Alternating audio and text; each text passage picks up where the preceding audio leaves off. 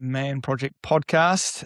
I am unbelievably excited to share with you today. We have somebody coming in from the other side, we'll say, and it's someone who's had years of experience in the realm of females and women and the beautiful things that they create for us in our relationships as we are men.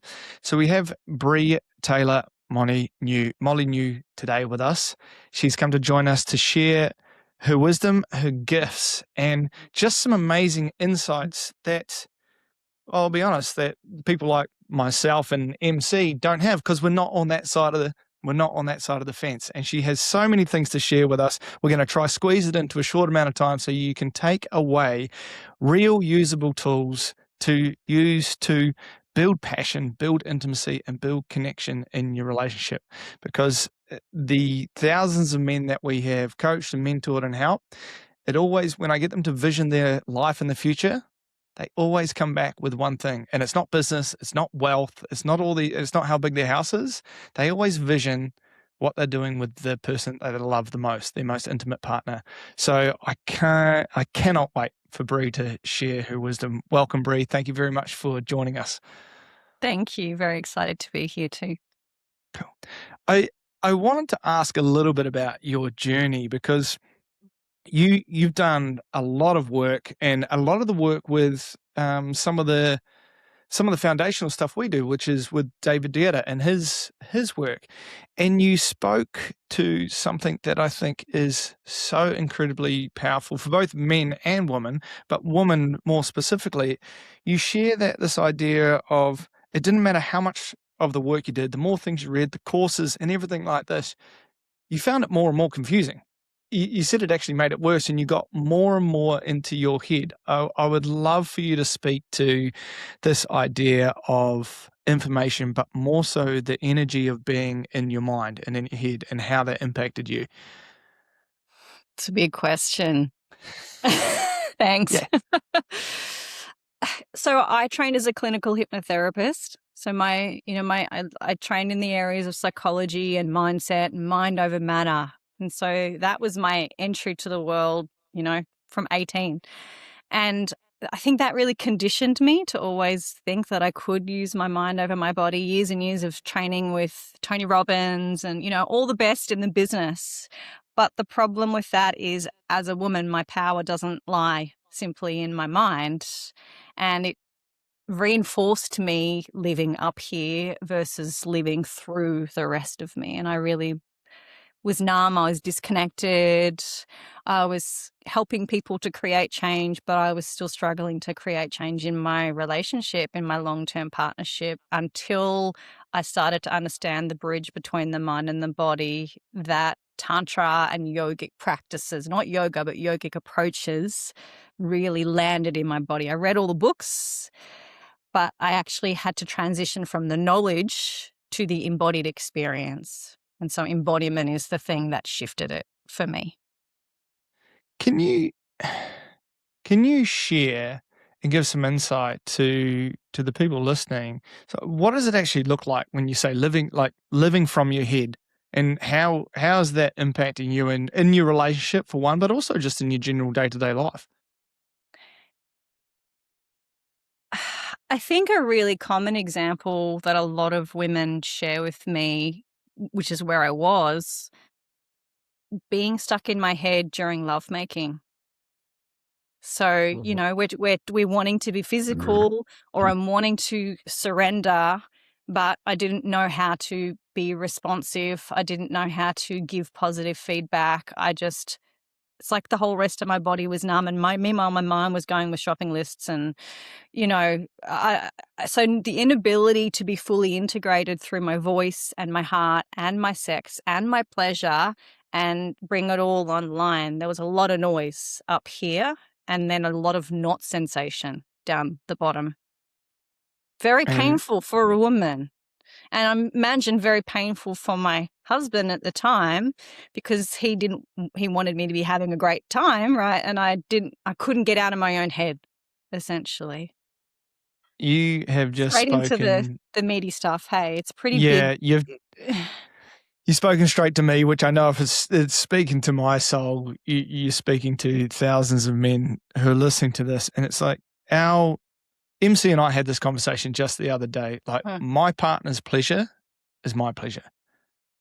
Like, I just, and this isn't just sex, it's life. When my partner chooses herself and, goes on an adventure or fills her cup up, I'm so filled with love and pride that I'm like, oh my God, we've created this environment together. And then when it comes to lovemaking, to see her surrender in her own joy and her own pleasure, it's like, oh my God, that is one of the biggest turn-ons. And I get it as a man. I spoke literally to MC yesterday. I was like, I've been so in my head. I've got this list of to-dos, and life just feels overwhelming, and there's nothing outside of it, including like sex drive just drops everything, even for myself as a man. And I think I would love MC's insight on this as well. But what do you think it is that has driven women away from almost the permission to be in their bodies and driven them to this idea of like, well, I've got to use this more. This is what I have to use to, whether it's getting ahead or to feel safe. What do you think is the main driver there? I'm going to let Bree kick that off. And yeah, I was just feeling into it, the answer then. That was heavy. It is heavy. It's heavy, yeah.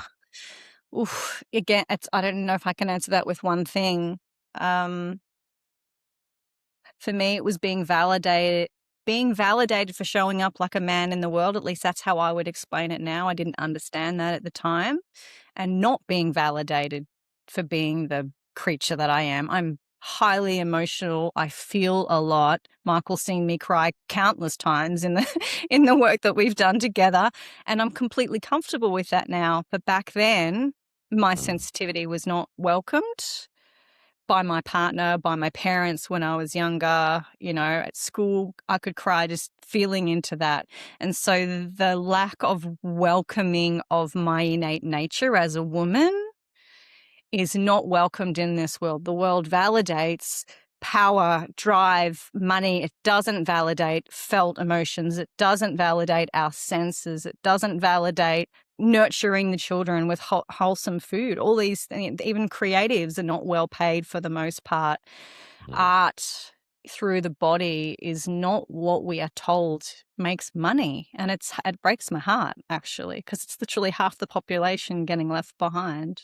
And then I bought into that story and fought against myself for a long time until I was so miserable that I had to snap myself out of it. I want to come back to share more of that. MC, would you like to share your insight there? Yeah, thank you, Bree. I'm probably going to add or extend off the back of that, because when you asked the question, I felt this like heaviness come over me. And I was like, oh, God. And as a collective of, representative of the masculine, we have a level of ownership around that, because at one point we were all equal. We were flying in unison. We were in harmony. We were in balance. We were in equanimity. And then, then that is the purity of love, right? We were at the personification of love or God or universe. But there's anything down from that is a delineation and distortion of love. And the fall of man has fallen into, I guess, this pendulum swing of duality. And unfortunately, the old phrase is power corrupts and absolute power absolutely corrupts.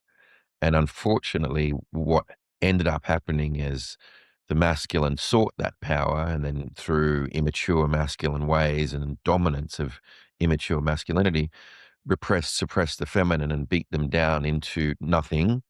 And then they were taught to fight, to find a voice, even have a voice. And those rare few that did were burnt at the stake, literally, metaphorically, and spiritually. And that was the heaviness of this. And that is the past, because that ship has been righted. It will never diminish the wrongs, but we can correct that. And there was an uprising of the feminine, and that came from a wounded space. So it wasn't gone never started on good footings. It never started on strong foundations of healthy, right, recovery. And unfortunately, you've heard me say this before, it was Nietzsche that says, in the essence of killing the monster, make sure you don't become the monster yourself. And as a byproduct, then the pendulum swung the other way. But I'll park it there. There's a whole another teaching on that. But for now, why did women end up in this position? I would categorically say that as a collective, we have to have a level of ownership for that. And that's the heaviness for me. However, people like Josh, myself, and countless others are working to rectify that, educate men, level men up to create a better playing field for men to fall back into their true essence. Is their divine feminine in their body being embodied and in flow and in grace and in love and gentleness and all of the emotions. They're the full spectrum of the feminine, So that's where it came up for me was, our ownership on that.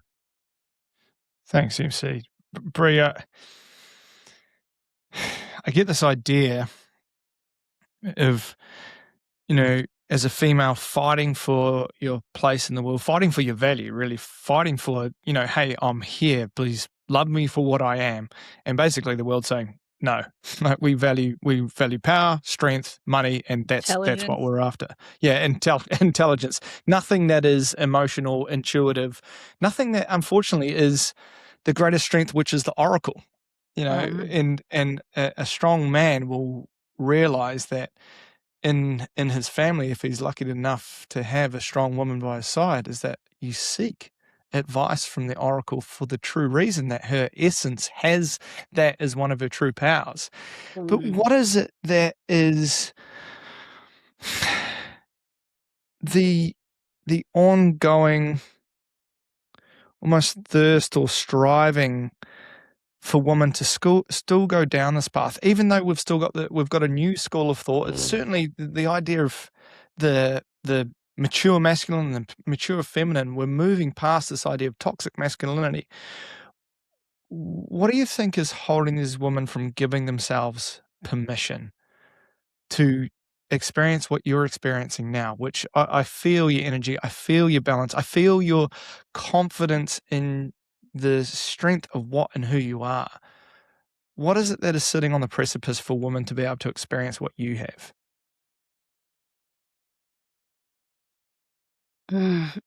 There's shame. There's the disconnection from our bodies that we chose to allow. And also all the hurt that Michael touched on. There is a lot of anger that a lot of women have at men or at the collective. Whether, I still see women every day on Instagram talking about the patriarchy. And I'm just like, we need to move past this.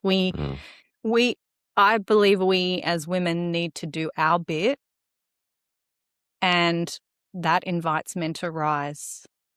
We can't lead you anywhere if we are, like, I couldn't be led when I wasn't in a place to be receptive. And that meant doing my own work, facing my own shame story, all of that. And so there's a big piece there. And I'm a very big advocate for us as women doing our piece, our 100% of the 50%, and men doing their 100% of the 50%. And then we come together in union as the stuff that Rumi writes about in poems. Yeah. But we didn't get there by accident unless our parents modeled that, and most of our parents didn't. No. So it's a lot. It's a big piece of work. Well, thank you for sharing. Thank you for doing the work that you do, because it's so honorable seeing somebody transform from that place where you came to your truth. You were like, this is not serving me. I want something more for my life. What I would love to understand is, when you were there in that time where you were in your head, you were married at the time, how did that affect your relationship, and what were the implications and things that showed up for you in that time? I hadn't thought about this for a long time. I didn't trust his leadership. Mm-hmm. And I was with a very capable masculine man, and so I questioned him. I pushed back against him. I tried to control.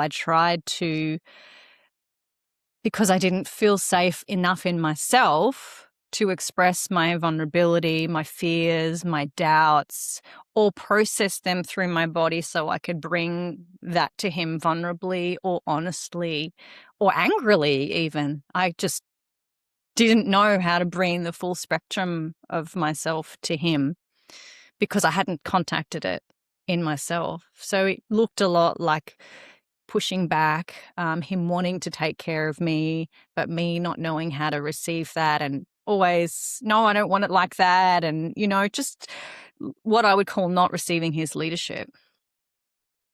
Okay.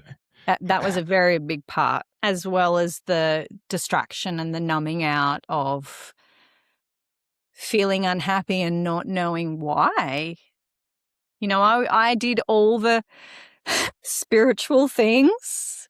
I went to kirtan, I sang my heart out, I chanted, I had essential oils, I did lots of yin yoga, I did ecstatic dance. I mean, I still do all of these things, but at the time I thought those were my salvation. They were balancing out all of the parts of me that were stuck in unhealthy behaviors or to get me out of my head, to try and counterbalance enough. So I'd feel good for a moment, but then I'd snap straight back. And now I live in that way that I would consider is integrated, top to bottom, in every direction of masculine and feminine, light and dark, heart and sex. But without that, it was clunky. It was disconnected. I couldn't receive myself, let alone him. So thank you. What was the thing that clicked? You've got all these things going on. You've got the essential oils, you've got the ecstatic dance, you've got the feminine, like what we would call feminine things over here, and you're getting that. You're getting the juice for a moment, and then you're not able to integrate it back. What was the thing that finally went, oh, the puzzle piece just clicks in, you're like, oh my God, yeah. What was it for you? It was a couple of things. Hmm. Shadow work was one of the biggest ones, because he could have led me the best way possible, like what Michael and I teach, and I still couldn't receive it back then because I was too in my own stuff. So I had to look at my own shadows, my own unhealthy wounded masculine, my own unhealthy wounded feminine. I had to clean the shit in my own house. And then I had to learn how to get out of my head and be in my body. They're the two things that probably were the pivotal points, which I did fairly concurrently to like everyday, daily embodiment practice. One of the practices that I teach every single day, just like showing up to the yoga mat, to feel, to cry, to get angry, to purge all of the emotions that I'd buried and not felt for such a long time, and stop pushing it onto someone else and know how to manage it in myself so I could bring it to him in a clean, energetic way versus a needy, blamey, control-y, in any way not really helpful kind of way, which so many women do because we don't get taught these things. And I didn't get taught these things despite lots and lots of books. The books couldn't teach me how to be in my body more. Embodied practice and in-person workshops were the things that helped to really change that for me, and a lot of self-work and a lot of self-responsibility. Oh, I'm going to plead here. I'm going to plead because there are thousands, millions of couples who they got married to the love of their life. Yeah. Or they're dating who they thought was the love of their life, and they're experiencing conflict, they're experiencing trauma, it's getting worse. They have kids that they're trying to model the world to, which they're doing unconsciously, whether they like it or not. And, you've just shared so many pieces that are so healing across the board. This idea of shadow work, which I'd love for you to explain kind of a little bit more detail of what shadow work looks like so people can understand, but also the pieces that are showing up before you realize this. I really want people to be able to see, how do I know that this is happening in my life? How do I know that this is the thing that's in my relationship?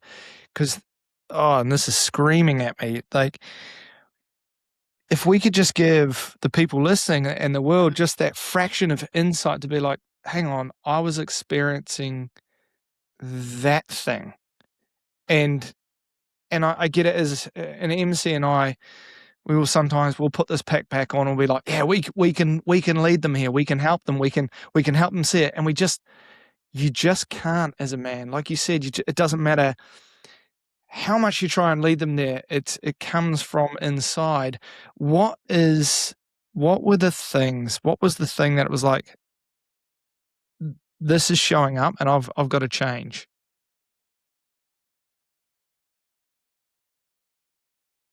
I didn't realize at the time, to be honest. It's not until you're hurting enough with your current set of circumstances that you will make the change. Yeah. And whether it's drug and alcohol, whether it's abuse, whatever the addiction is, and it is an addiction, right? Until you hurt enough, you won't make change necessary. And when people keep going back to it, you're like, okay, then you're not hurting enough yet.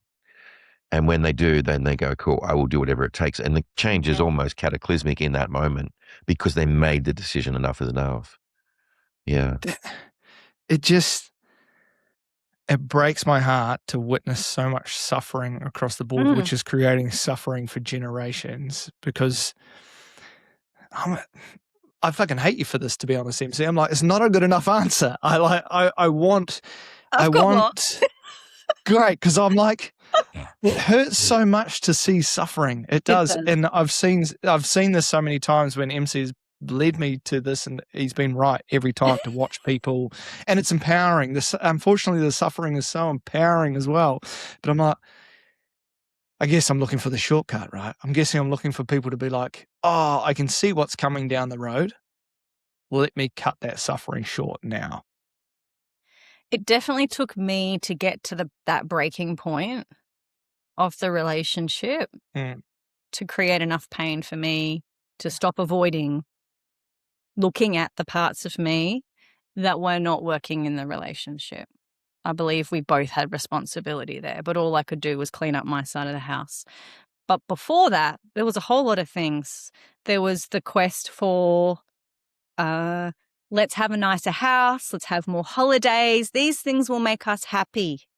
And then coming home, and then there's the quest for like, well, what's the next thing? What's the next thing? And me always trying to fill myself up with more things. And I don't mean holidays as in exotic trips. I just mean I just need us to get away from the house and the work so we can go camping, so you can be present with me. But I didn't have the language for that back then. Also, I can feel myself more away from the stress of life and the noise of my head.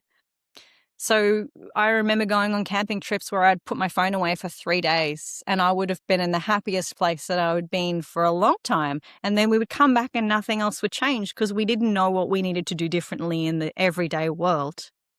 There was coming home and watching TV at night, which I never really loved, but I didn't know what else to do. I didn't know to say, hey, why don't we go and give each other a massage? And so instead, slipping into habits of sameness, where we are housemates instead of wild, passionate lovers. We care about each other, but we're not treating each other with the same devotion that we did early in the relationship. We stopped dating each other. We stopped prioritizing each other beyond the mundane, especially when children come into the picture, because there's just all the survival needs that start to kick in. Pornography on the masculine side, distraction on my side. Are those measurable enough? Yeah, that you two have put that so beautifully. MC knows he's been doing this long enough and he's experienced it. He knows the truth, and it hurts to know that is a truth, but it is beautiful to also be able to see, hey guys, here are the signs. Hey, are you picturing going away on holiday for relief? Like, oh, we'll just have some time together away. Are you looking at distractions? Those are the early signs. Like, you will meet the wall that is Michael Cooper and suffering if you do not recognize the things that Bree has just shared with you early on. Like, that is, we share this in our work all the time, and as I said, it's just so hard to see suffering when you speak with a man, and it's literally such a clear vision of the path that's laid out in front of them. Mm. You can see it happening. You could write it for them, and it doesn't change. They're like, nah. And I'm like, mate, I have a book. I have many books. They have each one of a client's book of their journey. Would you like, no, I'm different. And it's all there, Brie, is like that for the female in the relationship, seeing that they're distracted by often by the doing. It's the to-do Oh, list. yeah. It's the I'm over here, I'm doing that. And then the idea of like, well, a holiday will save us. Maybe we'll just do this, we'll do the bigger home, or we'll get the thing, and that'll be our next. And it just, if somebody can have a breath, Yeah. just a breath right there, it's like, Too much oh shit. monotony, too much sameness, too much loss of joy, pleasure, gratitude, appreciation for each other. All of those things are pretty cataclysmic when we stack them all together. Yeah. Oh, yeah. Thank you so much, both of you, for sharing that. Really, thank you. If anybody's listening, it's right there that they can see the fork in the road for them. We did a teaching on this for the men, around purpose, Mm. which is meaning and fulfillment combined. Right. And what they focused on is, as Bree mentioned, all of those distractions. So a new car, a new house, a bigger TV, a trip away. So I'm not happy with my current set of circumstances. So let me disassociate and project something out into the future, which, like winning lotto, let's call it, or a camping trip away, or just something that's a reprieve from this tension. But Mm. tension is the inflection point of the thing that needs to die and the thing that wants to be birthed to come through. And most people are too unwilling to let go, hence the suffering. They hold on to the tension point, not willing to die. Right. Mm. And so we spoke about it, these things, we called them approximations. If I have this thing, then I'll be happy. Well, no, it won't ever be enough. You could get $1 million and you'll be like, oh shit, it's not 1 million, it's 2. Okay, let me push for 2. And you just keep pushing more and more and more because they're approximations for a sense of happiness and peace. That right there is, I feel, one of those lessons that you literally, that like 99.9% of the time have to suffer yourself and go through it. Yeah. It's Yeah. bizarre when watching people make the million and then go, "It Nothing must be changed. 2." Yeah, It it must must be be 2. 2. But Yeah, tension is powerful as well, because tension is the Correct. foundation of polarity, opposites. Correct. And without that, there is no pull to each other. There is no, I want to rip your clothes off right now. And so learning how to ride the juiciness of the tension is a refined skill set. We don't always have to collapse it. We just need to know how to tease it and play with it and revel in the juiciness of it from both sides of the equation. Or even transmute it into connection. So conflict or tension into connection and into deep intimacy. Yeah. Like that's growth. And from the feminine, she loves mystery.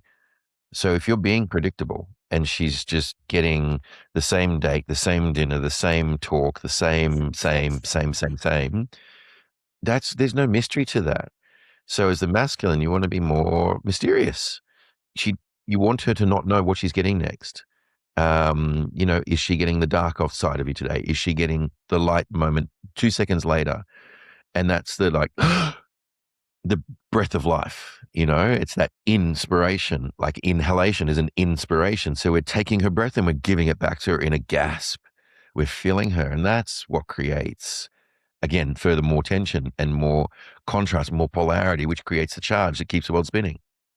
If there's any ladies listening, I want to invite you to feel into how your body responds to what Michael was just saying too, because I can feel mine responding to that invitation of variety. It's very appealing. So let yourself feel that and desire that. Awesome, because I wanna lean into this tension part, and I wanna lean into the sexual tension of it, because this is the opportunity where guys are like, "Cool, tell me what's behind the veil, Brie. Like, tell me the secrets, tell me all the things."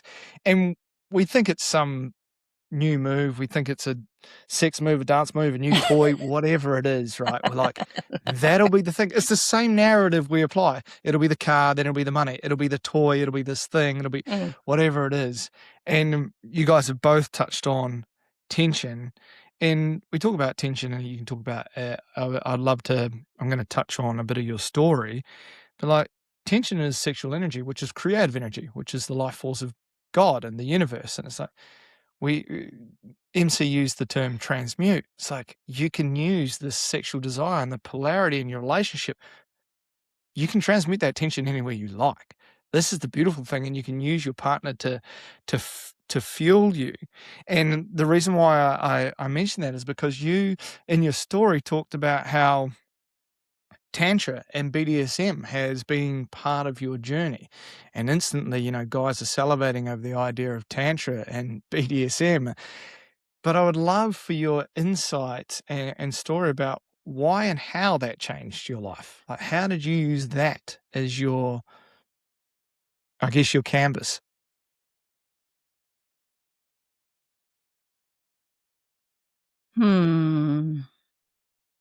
Tantra was the beginning to feeling myself again, to slowing down and moving through the numbness so I could actually bring my pleasure online. And that required a lot of emotional attunement to myself.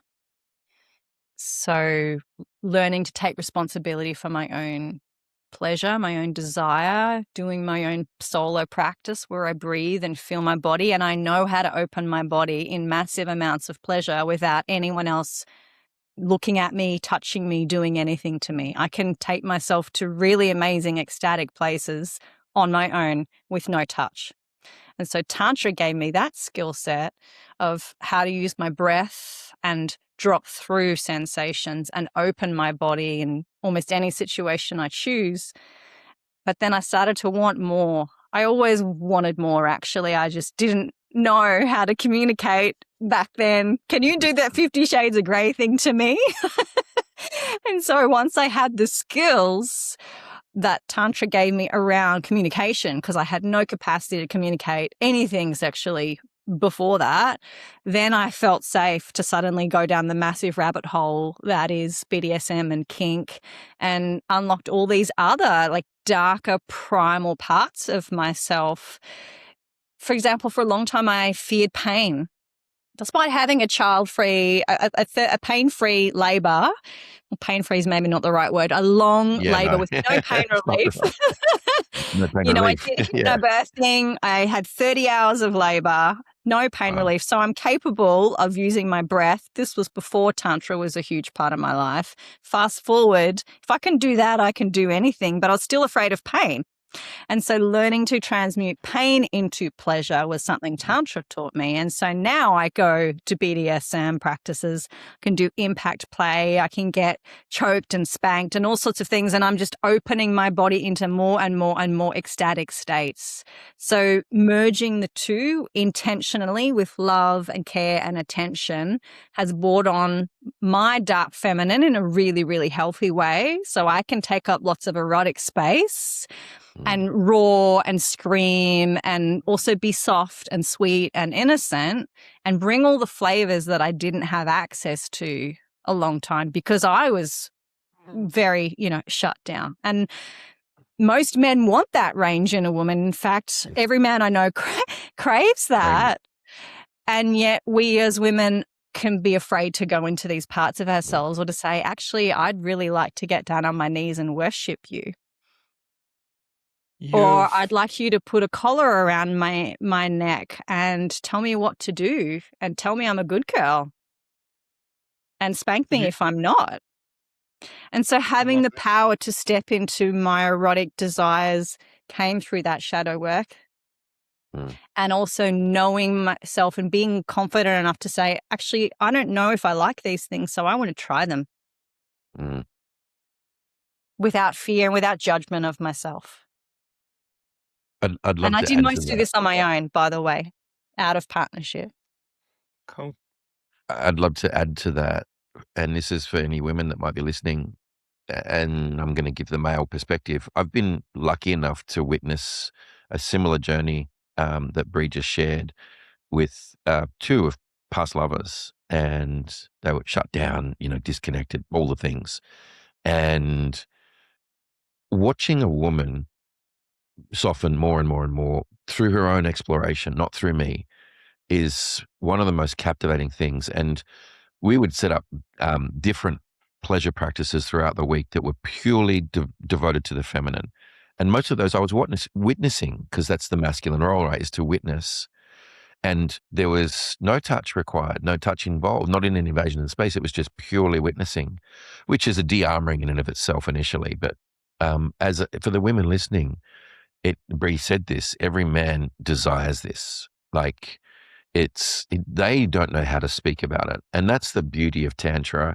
I think Tantra is wildly misunderstood. There's a lot of, I think people's experience with Tantra is neo-Tantra. And they think it's just swingers parties and free love and have a free for all without any accountability or spiritual connection whatsoever. It's like, I'm here for the free love. Oh. Sorry, guys. That would happen. I'm sure my phone was on Do Not Disturb. You've mentioned a key word actually, Bree, and that was range. Range. And then MC said, well, every man wants to experience it. And we speak about this. God, like, absolutely. Give me all those things you spoke about. Yeah. Give me all of those. But if I accept those, do I also have to accept this entire emotional range over here as well? Do I have to be a safe space for that as well? That's the question, right? Well, hang on, but I want all of these things. I want the BDSM, I want the Tantra, I want the pleasure, I want the worshipping. God, I just desire that so much. But does that mean I have to also be a safe space for this other range of your emotions outside of sensuality? Don't How get does one that? without the other. Yeah, right. Okay, perfect. So that's it right there. And it leads me to this idea of you went and found this Tantra, which led to you to yourself. Is there in any reality that a man could help lead a woman to that awareness? Absolutely. Or is It's actually the okay, easier path. beautiful. Just Please seems to share. be my nature that I don't choose the easy path. Spiritual lesson 101. Do things the hard way. Yes. So if a woman is open is the important word here, and she trusts her partner enough to trust his judgment or his leadership, then he can lead her anywhere. But if she is not willing to either look at the parts of her that are afraid or speak up for what feels uncomfortable or lean into those edges, then there's an imbalance of capacity for growth and evolution in the partnership. He has the capacity to only take her so far if she's resisting that. But if she's on board, the union of two becomes greater, infinite, in fact. So, and that is the ideal scenario, I think, for most people who come to my workshops. They're coming in partnership, they're coming to explore these edges, and they're both a little unsure. But once he has a framework to keep checking in with her, does she feel safe? Does she feel loved? Does she need to slow down and go at a different pace? They can continue to grow at the right momentum for their relationship, which is unique to everyone. Beautiful, because that's where I want to go. I like, from a personal point of view, it's nice having, if I'm going to cook, I'll have a recipe, please. I'll know my instructions. I want to know where I can go. I want to know what I can do. I want to know what I can follow. I want to know the rules. I want to know the boundaries. So I'd love for you to express, where are people at when they find you? What are they coming to find? And what are some of the possible things they're experiencing and the roadblocks that stop them? Because I know we've been in mentoring for 20 something years. There are things that stop me and they're like, oh, yeah, I kind of saw you 2 years ago and I didn't do anything about it now. And, now I'm here. What is it that where am I at when I'm coming to look to work with you and to come to one of your retreats?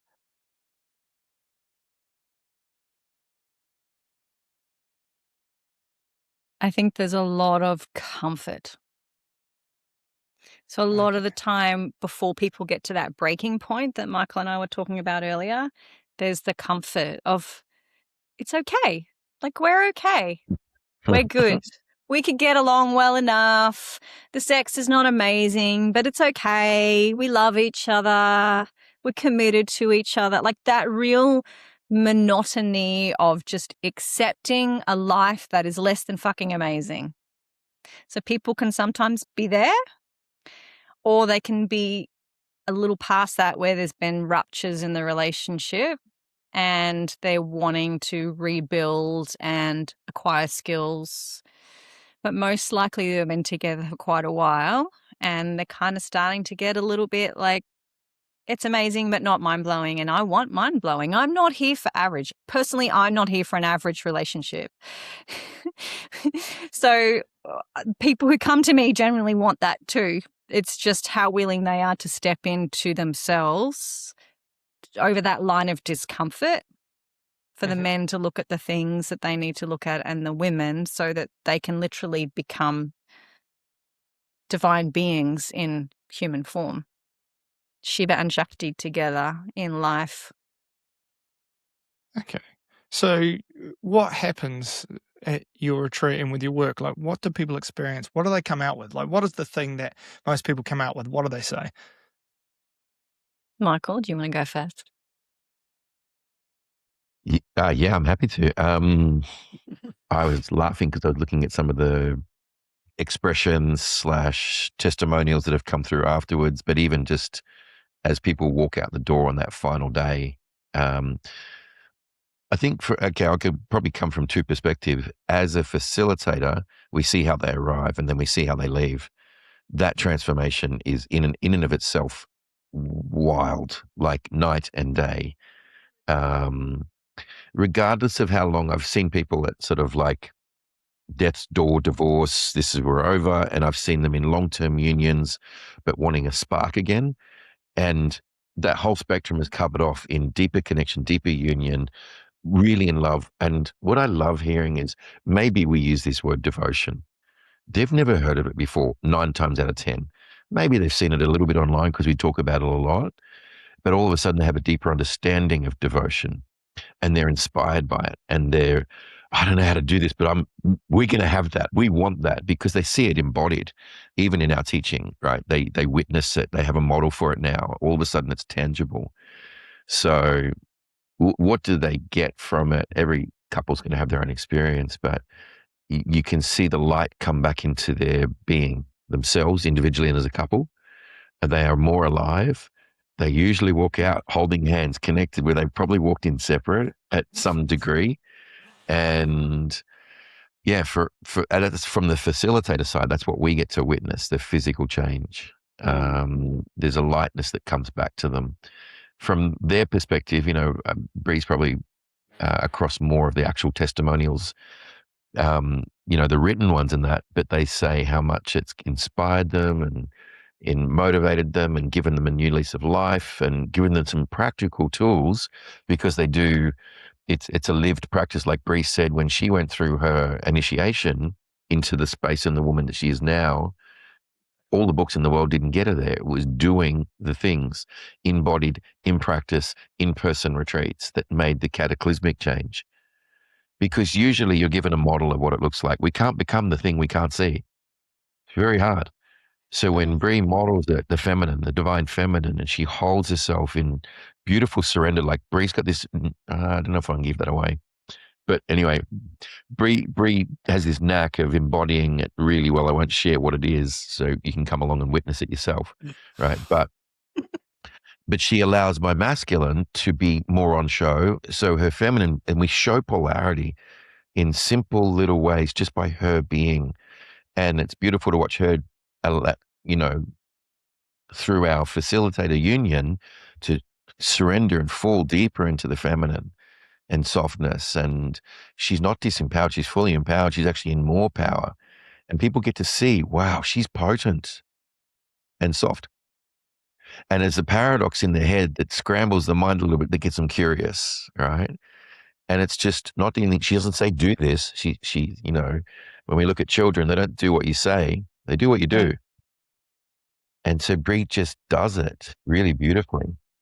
But guess what? She also leads, and she also presents, and she also co-facilitates, and she does all of the things that are masculine, but she does it from the feminine frame.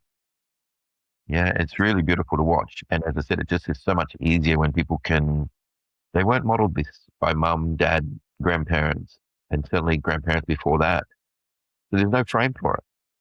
And then all of a sudden we put some terminology to it, we put some tools to it, we put some practices to it, and then I've got a vision of what it looks like. And it's much faster to move towards that than what it would be if I read a book and try and figure it out myself. That right there, like I was talking about a recipe, like the model, how fast you can get somewhere where you're like, oh, boom, it's that. That's it. And it feels innate. I know when you see a model, you're like, oh my God, that is the missing. I have felt something. I haven't been able to put words or actions to it, but it's always I felt something missing, and that's just I love that. That's the piece in the recipe. Thanks, MC. Can I jump in? I would love Josh? you to share, Brie. Yeah. I thank you for what you shared, Michael, because I'm remembering last year's retreat, and it was so beautiful because I teach a lot on my own. And so I'm holding the masculine and the feminine. If you go through my Insta, most of those workshops, I'm holding them on my own. And so to be able to co-facilitate with a man who I know can more than hold the masculine frame, I don't need to do any of that. And so it's a completely different experience for me to facilitate. And as Michael touched on, the couples got to not only feel that, but to come into resonance with that. And I think that's a big part that's unspoken. We can give you the practices. We'll take you through practices. We'll teach you how to be in devotion to each other in daily experience beyond just the retreat. But also, what does it feel like to be in this energy together, and us being able to model that in the room from the beginning. The whole time through, we even felt a shift. I mean, I'm speaking for you, but I know that we talked about it afterwards, Michael. He felt a shift and I felt a shift in ourselves as we slipped into polarity. And we're not life partners. We're just co-teachers. Polarity doesn't always have to be in romantic partnership. In fact, I have polarity with a lot of men in my life who are not my partners because it's natural. If we learn to embrace the gift. And for me, the gift in that was being softer and knowing I am strong and I'm fierce and I can do whatever I need to take care of, but I can also be really sweet and relaxed and playful, and bringing all of that range for the women to give themselves permission that they can do that too in their daily lives, and also how much their men are craving it. And all of that means that by the time they left the retreat, they were so clearly re-enamored in their love and care for each other. I think everyone had really great sex on that last night. We could tell the way they walked into the room. It was like, well, we're the only ones not getting sex here. But they're like having a great time. The love was palpable, but so was the aliveness in their bodies, the men in their masculine, the women in their feminine, and the union of that, the divine union of this is how we orient together, especially because the couples retreat we teach is for couples who are in established partnership. So it is an invitation to come when you're already at a healthy level, like what we'd call a stage 2 relationship, and you want to take it to stage 3, where it's deep in devotion, deep in desire, deep in erotic care, not just, again, if you want the everyday, don't come. We're not for you. But if you want to up level your relationship into that deep magic and love and fuck and joy, all of those things are appropriate here. And there are skills that we need to learn how to do together, not just on our own, but in union, in partnership. Brie, correct me if I'm wrong on these numbers, but I think some of the past attendees was it 25-year relationship, 13-year relationship? 25 and a 35-year relationship. 20 and 35. And they got the most spark of everyone. I would, I want not to to come back compare, again right? this year, actually. Yeah, right.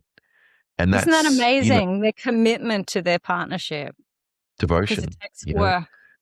to constantly learn and grow. And we don't sit around campfire singing Kumbaya. It's not peace, love, and, mung beans. No, we actually, there was a lot of heavy work in there, equally balanced with repair and all of the things and communication. And it's so, you see the footage and you think, oh, wow, that's all love. No, they actually did deep work. You saw the end result. They actually uncleaved, they held, they supported, they reversed roles, they had understanding. So it's huge. I wanted to share something for the females listening, though, to maybe take from Brie. I and the wording is escaping me word for word, but I remember at the end of the retreat, Brie said, so in that experience, Brie has been a strong facilitator holding the whole frame on her own. And after this experience, she's like, wow, I've got so much more energy. I actually feel normally I'm quite depleted after the retreats. And she had so much more range and so much more bandwidth. Because, well, Brie, why would you say that would be for you? It's more restorative for me to be in my feminine as a feminine being. And I was in my feminine 70, 80, 90% of that retreat.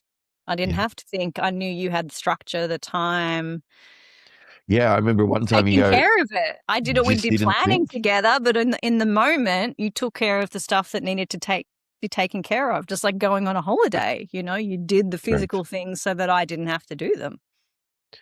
So it's a beautiful example for women listening that Brie naturally fell into her true and natural essence, and life became easier. And she had more energy and more play and more fun and enjoyed herself. And so, how does that play out for you at home, in your married life, or in your work life, even? Again, it's another example of Brie just living the embodiment of her work and being true to it and congruent with it. And when we're pushing back, like, when I think about myself 15 years ago, when I was pushing back against him, there was no energy to be gained because I was bringing my masculine to the, and my wounded feminine as well. I was bringing my wounded masculine and my wounded feminine, which is amazing, exhausting, versus us being in our healthy where the energy flows effortlessly Spirals up. for both of us. I think it was more enlivening for you in a different way too, wasn't it? It was so rich for me. It was such a beautiful experience because the more a woman drops into her feminine, I have no other option but to elevate up. I mean, of course, I want to because that's who I am, and that's exactly when I went deeper into my masculinity more and more and more. I should actually reverse that because the feminine rises, the masculine grounds. So, Yeah. I had the wrong hands. So, left is the feminine, right's the masculine. But you get the gist. I got to ground in deeper and deeper and deeper and more into stillness, lean back more, be more present because of her elevation, because of her natural. And there was no tug of war, there was no push. I could just ground more and more and more. And if there was a moment where there was a sense of, it's like, okay, it's cool. I got it. We'll go here. And she's like, "Oh, thank you. I couldn't make my mind." And I was like, I know. It was so ebb and flow. It was so effortless because we're in polarity. And so by Brie, and I was just going to be present with whatever was on Bree's side, and I would balance that out. But the more she rose into her feminine, the more she rose into that, the more I could deepen in. And it was such a great experience. I was in heaven, for me. It was the easiest ever because that was So much what we easier. teach. It's the true polarity that you desire in a relationship. I think that's the big takeaway, honestly, for couples is how do you embody these energies in daily life? You need to be Mm, in the energy of it, have practical understandings, but also know what it feels like in your body together. And that's what we're describing, how it happened for us when we were holding the group, but also witnessing all of the couples in the space doing the exact same thing, except they were long-term partners. Like, that's just magic. I mm, love that. yeah. Oh man, I really love that. God, See, I'm like going to cry. just I just It's just like, me. oh, like it's just so awesome. So I love it. I love it. You touched on something very, very briefly, and it piqued interest for me. You said to take people up the stages of relating. Mm. could you speak to what you mean by the stages? I know we speak in our The work 3 with stages, MC. yeah. Yeah, the 3 stages of relating for couples. Just so that, also so they can understand, like, again, having a model, but going, oh, I didn't realize we were here and we can be here. Like, could you walk us through that? So this is a framework that David Data coined, so acknowledging that's where I first heard it, and there's other people who have extrapolated it in different ways, like some of my other teachers. But the first stage of relationship is generally toxic. If anyone has seen Wuthering Heights, that is an example of stage 1 partnership. We're talking abuse, manipulation, control. One, usually, not always, the man is in a heavily toxic masculine, and then we've got a wounded feminine where he's beating on her or controlling her, or it could be more subtle than that. It's like, you can't go out with your friends tonight because you need to stay home and do this. So there's aspects of control and manipulation and lots of wounding playing out. Once we evolve through that, because they're evolutionary stages, we come into neutrality. Stage 2, there's a lot of 50-50. You do this and I'll do that. We both put money in the bank account. We both do our equal share around the house. So there's a real big drive on equality. And, I see it a lot these days with men who are like, we going to split the bill? No, you're not going to split the bill if you want a 3rd stage relationship. But if you're stuck at stage 2, you will, because that feels safe and equitable. And women have fought for equality. But what we really want is stage 3, which is divine union, where our relationship is in service to us as a vehicle of love. And so it's not about you fixing my wounding or me blaming you. It's about me owning my bit and also saying, I need help with this. How do we do this together? How do we grow in love together? So there's a very deep energetic shift that has to happen from stage 1 to stage 2 and stage 2 to stage 3 to get beyond our blame and our shame and our you didn't do enough for me and, all these ideas around equality. We are different, and we are different in such wonderful ways that without polarity, we can't actually get to stage 3. Correct. So it is the thing that, again, the poets write about. It is profound and prophetic and magical. And the frequency is what we were just describing at the retreat. Effortless. Doesn't mean you don't have discomforts or fights or arguments, but you know how to manage them, and you always come back to being in service to love. I believe we are in service to love, and the vehicle of the relationship is love, as opposed to I'm in service to you. We're actually in service to love, our love as a vehicle. And then when we have that in mind, we're focused on something bigger than ourselves and the nitty-gritty things that can drag us down into these lower stages. They're not lower, but they're just heavier and denser as well. Oh, I love that. I even just like the idea of stage 3 where you just said, can I have help with this?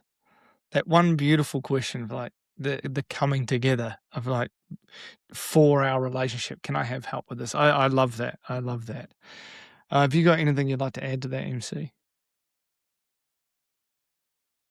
No, I think Bree covered it off really nicely. Something that I'm very passionate about. I think the whole lot of the population is sort of swimming around in stages 1, some leapfrogging into 2. But when we express this and teach this, it gives people again another map or a direction of it doesn't have to be what there's more. And one of the best things I learned was this. This stage 3 relating, and I'm with Bree. I also believe that it's actually in servitude to love or God. There's something higher than yourself and the relationship. So I've sort of, not to diminish so same as Bree, David Deida and John Wineland was where I sort of extracted this from and made it my own and fully love this. And stage 3 was the couple, and stage 4 was God in servitude to love. Both of them was the frequency of, love was choosing love and devotion. Stage 4 was realizing that we're transcending that and enlightening ourselves or moving ourselves back to light or love or God and being in service to that. the higher power, whatever yours is.